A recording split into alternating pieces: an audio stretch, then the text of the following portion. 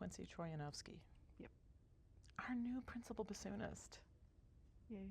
Thank you for sitting with me and chatting. It's so nice to get to know you a little bit, like now that the season is almost over. Yeah. You've had a ton of stuff this year, but this is not your first rodeo either. You came to us from Houston Grand Opera? Yes. To be fair, it was my first time playing in an opera ever. It was really exciting. I started there January of 2025. Okay. And then I started here January 2026. Right. So it's weird. I've only ever participated in an orchestra during the second half of their season. Okay. So Well, far. you'll have an incredible first half next season. Yes. This is good. Okay. So you are still pretty new to like hardcore professional stuff, but you've been doing professional things for a while. Yes. And when I say hardcore, I don't mean like OnlyFans, okay? No, like. Yeah, Like this is a serious schedule. Yeah. Week to week to week to week. But it's and nice. your principal, you were second in Houston Grand Opera? Yeah. Which is not like second best, it's just a different role. Exactly. Just to make sure people know. Right. Okay. Because Exactly. Everybody matters. Everybody matters, and it's really hard to get away from, if you are not in the professional music circles and you have no played an idea. instrument, you probably had to do scary chair auditions in high school orchestra or band. And whoever didn't win got second. Yeah, but and it's not the like same. that. It is not like that. No, it's also really hard to play second bassoon. Yeah. Like completely different skill set. Yeah. Yeah. Thank you. So as a number 2 person in the orchestra, I really appreciate you saying that. No, it's true though. Yeah. Yeah. Number 2. Let's not dwell on that for very long. All right. Back to the overthink. I have to say though, you're from Chicago, but you did all of your schooling in Texas, and I did my undergrad at UT, approximately 1 million years before you. Well, approximately. So hook 'em. Horns. I think I did not go to a single sporting event the whole time I was there, so it's I okay. went to like 1 or 2 Yeah. because I felt like I should. Yeah. It was really loud and really hot. Yeah. Wait, the football stadium? Yeah, I've never set foot in there, It not smelled once. bad. It was hot. Sorry. No, this is good. This is all good. Cool. What do you love about the bassoon? Blanket statement. I think I really love how it sounds without really trying, like it has a personality of its own. It sounds, when I was really little and I first realized I wanted to play the bassoon, it was initially, well, first because it looks really cool. Yes. But also it sounded very like if you took like nature and made it into a sound instrument. It was very like gentle, very like felt like a hug to listen to. It is really earthy sounding. Yeah, I love it so much. You know, and I love that it has this, it's my favorite instrument in the orchestra. I mean, I am not lying. I do really love the viola, but people frequently will ask questions, you know, in Q&As, like if you didn't play whatever it is you play, what other instrument would you play? This is true. Bassoon. I always answer bassoon. I would probably do cello, but I like that range of like pitch. Yeah, well, But the I cello don't does have an enormous pitch range. Yeah. I mean, it's kind of amazing to have that, to have access to that kind of pitch range, which you guys do as well. Yeah, we Yeah, go and lower so- than cello too. Yeah, there you go. But we Winning. don't go as high, so that doesn't But you know, the low. That's Yeah, good. it's the good. cool It's a part. very rich area, and then you have this ability to get kind of buzzy if you want to, and also be incredibly smooth. Yeah, So I love the range of expression. me too. I mean, any instrument that can be a roasting goose, and also, you know, ornery grandpa. Correct. Do you know what I mean? Oh yeah, full range of Yeah. non-human and human experience.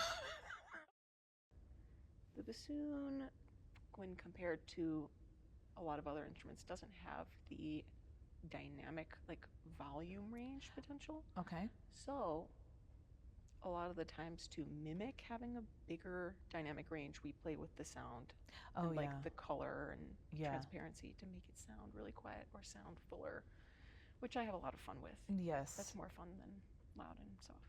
It is a little bit more complex and enriching than just loud or soft. Of course, And- everybody messes with color, but like Yeah. bassoon has to be like You have to make that a kind of a primary priority. objective. Yep. Yeah. Do you remember why you picked the bassoon? Is it because it was earthy and beautiful and Pretty much. yeah? When quintet came in, played at my school, I think I was in like 3rd grade. I was like 7. Yeah, 7, 8. Yeah. 8. Yeah. But we weren't allowed to play until 4th grade. Is that because the school didn't support it, or I mean, like, was that part of the program? Or? It was part of the program. Like once you were in 4th grade, Then you got were to choose. allowed to start. Gotcha. And I immediately asked for bassoon, and then they said no.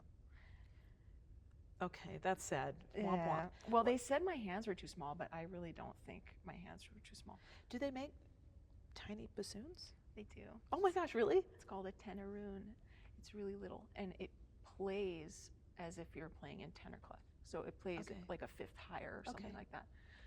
But those, I think I've only seen one like playing a tenorune, not as like a novelty once. Oh. So they're not very easily accessible. Okay. So they gave me an oboe. Oh, that's a And very different instrument. Very different, but Yeah. a lot of people think they're the same thing. Well, it's a double reed. You know, cousin. Yeah. But it really hurt my pinkies to play the oboe. I really did not enjoy it. Because of the angle of the keys, or just the stretch, or I don't remember. Okay. Something. I think it was stretch and the pressure, because I remember the thumb keys needing a little bit more push. okay. But you did try it. I did. Okay. I hated it. Oh.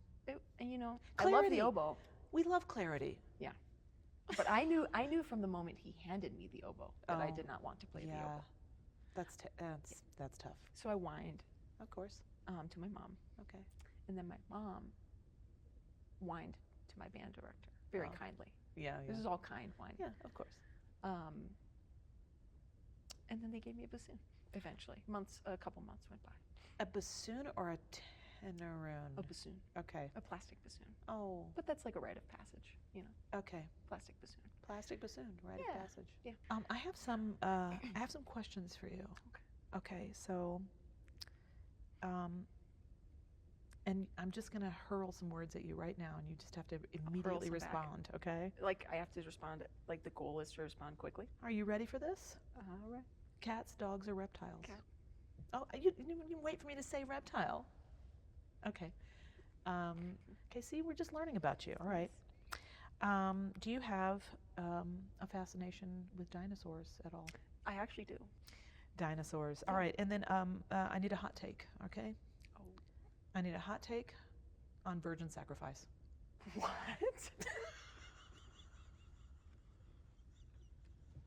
I think I've ever heard that statement ever in my life. How? I don't even know what that means. Okay, well, we're playing Rite of Spring. Oh. I thought you meant that as like a isolated concept. I didn't relate it to It is pretty messed up, no matter how you. I mean, it's messed up in the art format, and it's also messed up, like just in reality. That was the last thing I thought would come out of your mouth. Okay. Hot take on Rite of Spring. Hot take on virgin sacrifice. Hey, be more specific here. Okay, now we can move on. You know, I don't need your hot take on virgin sacrifice. It's wrong. This is true. That shouldn't be a hot take. Fail. Failure. I gave a cold take. How many times do you think that you have played Rite of Spring with any orchestra, including a student orchestra? 0. This will be my first time. This is my season of firsts. Congratulations. Thank you. I think the only piece that I have played before with an orchestra here so far was Scheherazade. Played Scheherazade. Okay, and that was incredible, by the way. Thank you very much for that. That was a real treat. Thank you. Congratulations. Thank you. It's hard to find first times. Oh yeah. And especially, look, this is my 27th season. It's really hard to find first times. And when they come, it's like, it's really nice. What a treat. Mm-hmm. Not that the second or the 22nd is not a treat, but you're never going to get it first time again. Yeah, you know. So, okay, well, now I can see why you didn't have a hot take. Okay, that's fine. Exactly. No hot takes. But now, maybe I've given it away, but Rite of Spring does deal with virgin sacrifice. Correct. and sort of pagan Russia. But we've missed an opportunity in the past, a marketing opportunity that I have been giggling about this for maybe 12, 15 years. Because it just so happened one year that Rite of Spring was over Valentine's Day weekend. Oh. So, medium hot take. Medium. Yes or no to the marketing department taking full advantage of Valentine's Day and Rite of Spring, virgin sacrifice? Ooh. Like, is it a date night? Well, the thing is, does the audience know that much? I mean, they should be made aware in a White Lotus kind of way. That's my personal opinion. This is true. All right, listen. You get to open Rite of Spring. It is incredible. Stravinsky was definitely one of those composers that we referenced earlier who is thinking about how can I stretch the limits of this or that instrument to make sounds that sound primitive, or especially for this music, sound primitive or sound otherworldly. And all I know about this is that it's really hard because you've got to start out of nowhere, and it's high. It's super duper high on the instrument. What do you do to prepare for something like that mentally? Mentally. Yeah. I would say a lot of what I've experienced preparing this has been a lot of unlearning the overthinking. Okay. And just going for it. Nice. I think my teacher helped a lot with that. He was very just play it, just go, play it. I've mentally also been trying to frame it as kind of an honor and like a powerful leadership thing to kind of guide the orchestra into something instead of being like, okay. Oh yeah. Even though a little part of me is always going to feel that way, But well, yeah. Look, if we're not a little nervous, then we're not caring enough, I think. Exactly. Okay, cool. And obviously, it's a huge excerpt, so it's not like you haven't played it. No, I've worked on the excerpt, definitely. For how many years do you think you've worked on this excerpt? 7, 8, 10? I probably 1? first discovered a couple months. I think I probably discovered the excerpt when I was maybe in like 8th grade or freshman in high school. Okay, so almost the entire time you've been playing the bassoon, you've been aware of this and maybe noodling on it at least. Oh yeah, even if I didn't know the notes or anything, I still knew how it went. Okay, and then everybody has tricks for how to play this or that. True. Super difficult, nerve-wracking thing. I mean, my teachers have given me all kinds of tricks for things. So it's not like you're going to come into this cold. Yeah. But it is a big responsibility, and I love that you've defined it in this way of inviting, like stepping into a hero role and inviting the orchestra to come with you on this incredible journey. Because you're also inviting the audience to come with you. But it is kind of cool how like the instruments kind of start like creeping into each other, and it's like a creepy party. It is a very creepy party. And I think I get to start the creepy party. Yeah. Obviously, I feel like creepy is an element of it, but I think I'm trying to think of like stillness and like, this is weird. Have you watched SpongeBob before? You do not know me. Okay, good. I think I'm taking that as a yes. I have lived in my SpongeBob hoodie for like 7 years now. Perfect. Yeah. The beginning of Rite of Spring reminds me of the episode where they're in that chrome world. Oh. Okay. And it's like a box of whiteness, and it's like there's nothing there. I love it. I love it. Yeah, I mean that's apt really, because it's sort of like creation, or the world is waking up a little bit, and every little random thing is making its peep or its ribbit or its whatever meow. Meow. I don't know. At a different time, and it seems really a little bit like chaos from Primordial Goo, which I think is what he was going for. Yeah, definitely. It's really cool. Yeah. I love so much about Rite of Spring. It's really, I think it's my favorite piece. It is really engaging from beginning to end. It shows, it shows so many things about the orchestra. It's kind of hard to imagine that it started its life in the pit.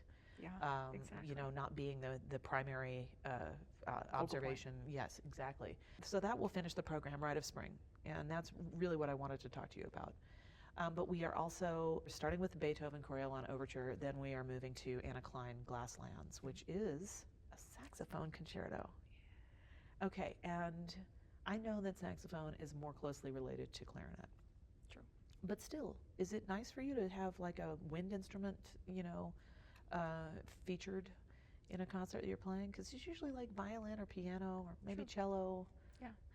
I think it's really cool to have any wind instrument up there, because I also think playing a concerto with a wind instrument requires a lot of different skills from the orchestra, just different in general. Yeah.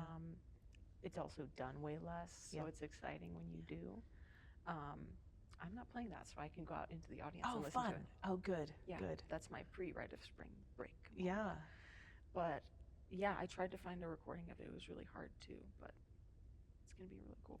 I really can't wait. Yeah. I think it's going to be great. I love Kevin John Edusei, who's on the podium with us. Have you worked with him before? No. He's so great, and there's just nothing that I'm not looking forward to in this concert. It's exciting. Yeah, it is exciting. Yeah. He just got done conducting the Shepherd School Orchestra. Nice. My teacher, he gave me a very kind message saying that he's really great. So yeah, he's come here a few times and worked with us, and I just have really enjoyed him every time. He always brings something really cool. That's good. Yeah. And his gestures are so beautiful. It's like you just want to work for him. Yeah. Yeah.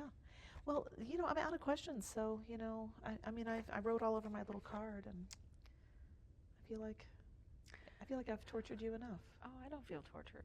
This has been good. I feel like if I were to have been around, what's the saying? Been around the block a time or two? Yeah, that one. If you had your cane like I have, exactly. back in the day, okay. I would be able to know more about the intimate experiences of performing the Rite of Spring. But this is This is my first time.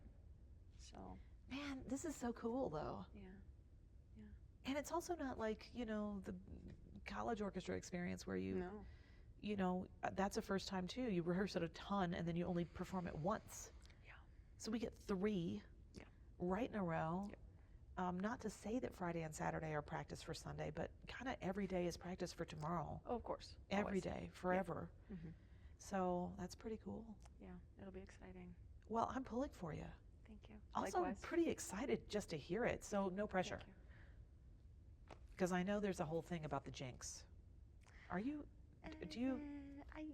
I waver. I'm in this weird transitionary period of my entire life where I feel like part of me is this and another part of me is the complete opposite. So yeah, I'm like somewhat superstitious, but also trying to not let myself be too superstitious. Okay, that's good. That's healthy. Yeah, I feel like maybe that's everybody. Maybe Yeah. I'm overthinking right now. Well, bring on the overthinking. I don't know. I just know I really stepped in it with Jason Lichtenwalter a long time ago, because he does. Like all of us, he's an overthinker, right? And he plays so beautifully. Oh yeah. And it's really hard for me not to tell people that I'm working with when they just floor me with something. Mm-hmm. When I just am like, oh my God, I'm so lucky. I have the best seat in the house. Like I'm in the front row for all of these people. Yeah, I get to work here. Yeah. Okay. That's how I feel every day. Yeah. Right? Yeah. And so it's kind of amazing. And then he did something so beautiful. I don't know, like it was one of the 30 million beautiful things that he did. And this was years and years ago. And I said, you sound so amazing. And it's just such a pleasure. And I know it was just rehearsal, but Still. And he finally had to tell me, he was like, listen, I don't want to be rude, thank you, but also, can you wait until Sunday afternoon after I'm done? The jinx. And I was like, oh my God, yes. So then I tried a few other things. I tried to go the other way. I was just like, hey man, try not to suck, right? Like I'm like, kind of like, that's my little way of telling him I still love him, try not to suck. And even then, because he knew that I was telling him that he sounded good. Jinx. Yes. the reverse jinx jinx. And I just was like, I well, totally I understand can't where win. he's So I coming just, from, though. now I'm just like, I don't look at him when I leave the stage, Yeah. But Maybe that's also a jinx. Jesus. Because he knows you just have to be like, hi. Hi, what's up? You Nice forgot to your see name. you. Yeah. Yeah, no, it's a lot. It's a lot. There's a lot of pressure we put on our own selves, and I think we do that partly because we don't want to let our colleagues down, but mostly because we're on a very, very obvious view here in the when we're on Spectacle. stage, especially in this space, when everyone is pointed toward us. Yeah. There's no seat in this house that isn't pointed right toward you. Correct. So we can assume that everyone's eyeballs are on us. Correct. Hopefully. Unless you're my daughter, she likes to doodle or draw. Oh, I understand that. Yeah. For sure. Yeah. So, but still, it can really feel like every single note you play is sort of bell jarred for life, and you're gonna relive that moment, whether it's good or bad. True. You can also think of it as like, I really try to frame it as the audience looking at you is like them showing their care. Of course. In a very like comforting thing. It feels better to play for people who paid to be here. Yeah. And well, people that want to hear you. It's a huge commitment. It's not just the ticket price, but it's the making the plan. It's the getting down here. I mean, it can be a lot. Yeah. And then once we're all here, I know it sounds all woo, but like No, it's true. everyone's breathing together in the same room. Yeah. We are here for this singular purpose. Yeah. And it feels like it's a lot. Yeah. But in a good way. In the best way. Yeah. And I really like how this is from the perspective of someone who is freshly out of being at school. Sure. But I really like how quickly everything is put together. Yeah. And that it's kind of kept fresh and everybody's kept very actively listening because we have to, but also because that's how it's done best. I mean, we have 4 rehearsals. Occasionally we have a 5th, but mostly we have 4 rehearsals and then we're on. Because I mean, if you take too long, you can mentally check out, and correct. It's actually harder to play sometimes. Yeah, for sure. But there is a lot of freshness, and that's going to be true in this concert as well. Yeah. Thank you so much, Quincey. You are amazing. I am really, really looking forward to hearing you for all of the rest of the season and into your first half. My first half of next season. Yes. Okay, great. Cool. Thank you. Thank you. This was really fun. Yeah.